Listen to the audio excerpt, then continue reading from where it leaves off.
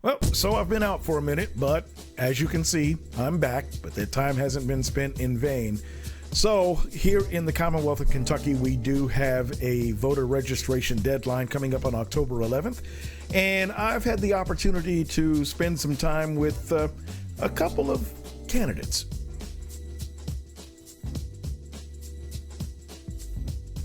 So I attended a fundraiser for Governor Beshear over the weekend and learned some rather interesting things about the Commonwealth of Kentucky. One, there is a messaging problem. There is a lot of great progress being made here in the Commonwealth, but you're not hearing about it because it takes so much effort to get the word out, and there's so few outlets that are sharing this type of news. For instance, we will have the second largest budget surplus in Commonwealth history this year under Governor Beshear. We've got a senator in Rand Paul who has made it his life's purpose, as far as I'm concerned, to vote against everything that would benefit Kentuckians. Meanwhile, you've got Charles Booker that's been hitting every hill and holler here in the Commonwealth, and his message seems to be resonating with a lot of people. We'll just have to see how that shakes out. The most interesting thing I learned is that there are going to be more Republicans entering the gubernatorial race, which for Governor Beshear is a good thing. Daniel Cameron, as far as anybody is concerned, his campaign is pretty much dead in the water. Why? The aftermath of Breonna Taylor and the revelations out of the Louisville Metro Police Department and their corruption. His inaction is going to cause a lot of people to not take any action when it comes to putting him in the governor's office.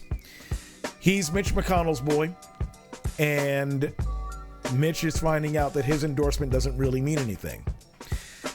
Meanwhile, you got a couple of MAGA Republicans that are vying for the governor's office, and I heard that Matt Bevin may be throwing his hat back into the ring. That's a disaster waiting to happen. So, the more Republicans that enter the race, the better off Governor Beshear is going to be, because it's going to split the vote. And you don't really have any viable candidates on the Republican side of the ticket. None. So, October 11th is coming up very, very quickly. So you want to make sure that you're registered to vote. So if you're not, or if you have somebody in your household that's about to turn 18, you want to make sure they get registered. If you are registered, you want to verify that your information is correct. You want to make sure that your name and address are as they appear to be on your driver's license and where you currently are. And you also want to check to make sure that your voter affiliated party is what's being displayed in the information. During the last election, there were some shenanigans, especially in the state of Florida, where people's party affiliations were switched without their knowledge. So there's a lot of good stuff happening here in Kentucky as it relates to the budget.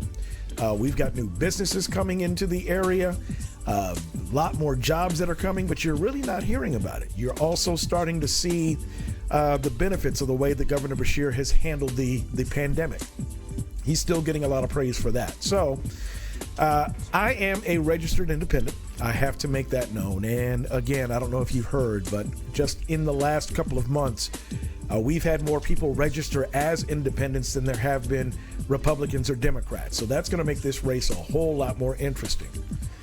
And all you have to do is look for the information on the progress that's being made.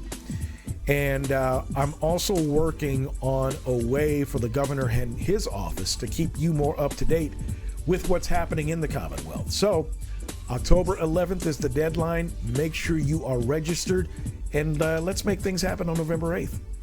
Thanks.